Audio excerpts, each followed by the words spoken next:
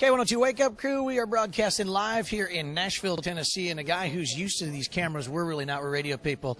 They put us in dark rooms, Casey. They put us where people can't see us.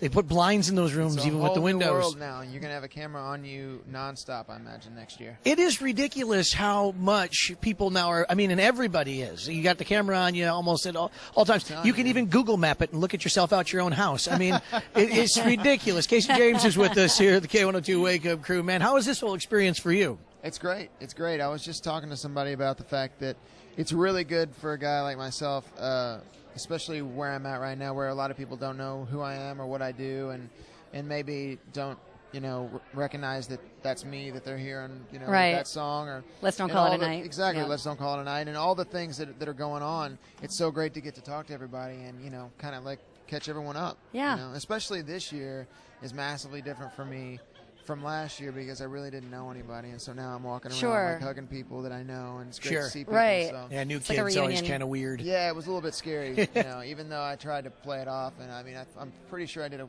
decent job last year, but it's really nice this year to come back, and it's actually been really enjoyable, and the time has just flown by. And of course, you were on season 9, American Idol. You came in third, right? That's right, yeah. Do you think it's better to come in third, or do you think?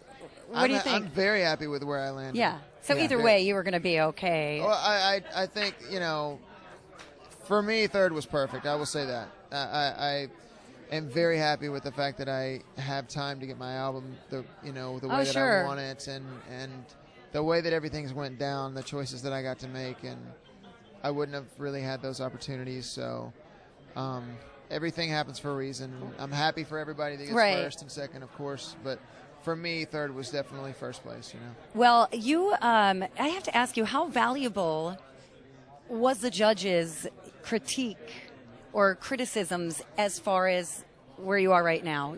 Are you taking some of that with you? Hot button.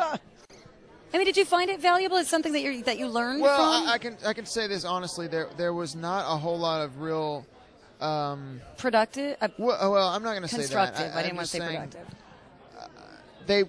For me, they talked a lot about that wasn't a great song choice or things like that. Well, I mean, you're doing the best you can in the situation. Yeah. I mean, now if they would have said, you need to do this as a performer, or you should really watch it because you do this, you tend to do this, or those types of things that you could use. Right. Obviously, you take everything you can from the situation and you do your best. Right. That really never happened. Casey, it's interesting, too, as you watch American Idol, just how many people actually take that as an avenue to get into country music, to get into Nashville here. And I don't think that on the onset of American Idol, they really thought that was going to be a product of American Idol. Well, I think people just go where they have an opportunity. Like, what I'm trying to say is you go into American Idol to have an opportunity to make music. Right. So if you actually do well enough to have that opportunity, then you go where you want to go. Sure. You use that opportunity to get what you want, and I wanted to get here. And I don't think necessarily people use it as a means to get into specifically country music, but I think that the people that belong there, and sometimes people that maybe don't, I don't know. Yeah, but, maybe. But people that belong there, go there, and that was what was a beautiful thing for me, is that my intention was never really, with all respect to the show, it wasn't about that. It was about getting my music out and having the opportunity to continue to play music. And you did it. And I did it, yeah, exactly. Yeah. And I'm blessed, and the fact that people voted for me and got me to here is amazing to me. Did you already move to town and everything? Are you living in Nashville now? now? I actually live about 15 minutes away from here. Oh, really? How do you like Nashville? I love it. It's a lot like Fort Worth, really, to be honest with you. Really? But, yeah, except for I'm missing my friends and family. Right. But, Sure. I go back home a lot, so I'm kind of a half-time, part-time Texas, part-time Nashville. So.